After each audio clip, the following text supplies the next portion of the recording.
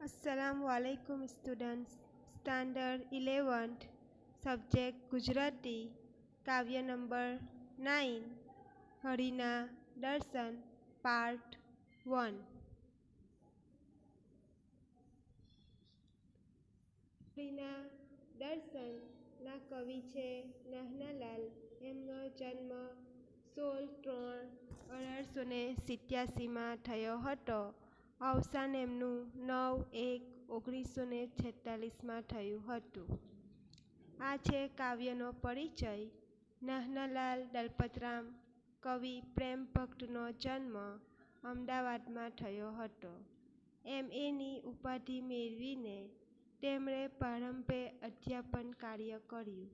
ત્યારબાદ રાજકોટ રાજ્યના સરન્યાયાધીશ અને નાયબ દિવાન ઉપરાંત કાઠિયાવાડ એજન્સીના શિક્ષણાધિકારી તરીકે પણ તેમણે સેવાઓ આપી છે.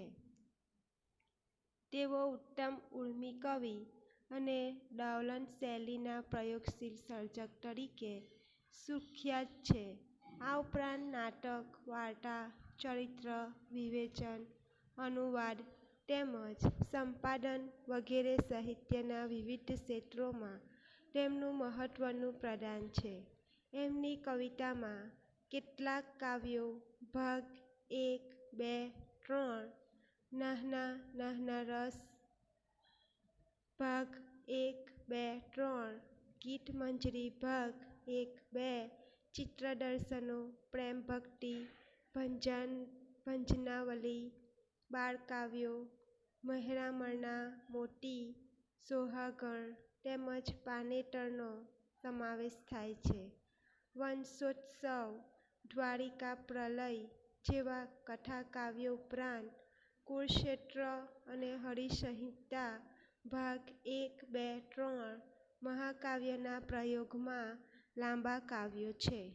પ્રકૃતિ, પ્રેમ, દેશભક્તિ, પ્રભુભક્તિ તથા વ્યક્તિ વિશેષોને કેન્દ્રમાં રાખી એમણે અનેક કાવ્યો લખ્યા છે. ઇન્દુકુમાર ભાગ 1, 2, 3, જ્યાં જયાનંદ, વિશ્વગીતા, રાજશ્રી ભારત, શહનશાહ અકબરશાહ જેવા પ્રધાન નાટકોમાં ડોલન શૈલીનો પ્રયોગ ધ્યાનપાત્ર છે. ચરિત્રલેખનમાં કવિશ્વર દલપતરામ ભાગ 1, 2, 3 એ પિતા વિશેની ઉત્તમ રચના છે. એમની કવિતામાં વિશુદ્ધ જીવન દ્રષ્ટિ, કલ્પનાનો વૈભવ તેમજ વાણીનું માધુર્ય પ્રગટ થાય છે. આ ભક્તિગીતમાં કવિએ ઈશ્વરની સ્વવ્યાપકતા પ્રગટ કરવાની સાથે મનુષ્યની મર્યાદાઓ પણ સ્પષ્ટ કરી છે. ઈશ્વર તો બ્રહ્માંડના અણુ-અણુમાં વ્યાપેલો છે, પરંતુ માણસ પોતાની આળસના કારણે હરિને જોઈ શકતો નથી. સર્વત્ર વ્યાપેલા શ્રીહરિનો સાક્ષાત્કાર કરવો હોય તો ઈશ્વર કૃપા હોવી જોઈએ. કવિ આ કાવ્યમાં પ્રભુ કૃપાની યાચના કરે છે અને સાથે સાથે પોતાની આંખોને આળસ ત્યજવા જણાવે છે, જેથી શ્રીહરિના દર્શન થઈ શકે. તો વિદ્યાર્થીઓ, આ હતો આપણો કાવ્યનો પરિચય. હવે આપણે આગળ નેક્સ્ટ સમજીશું.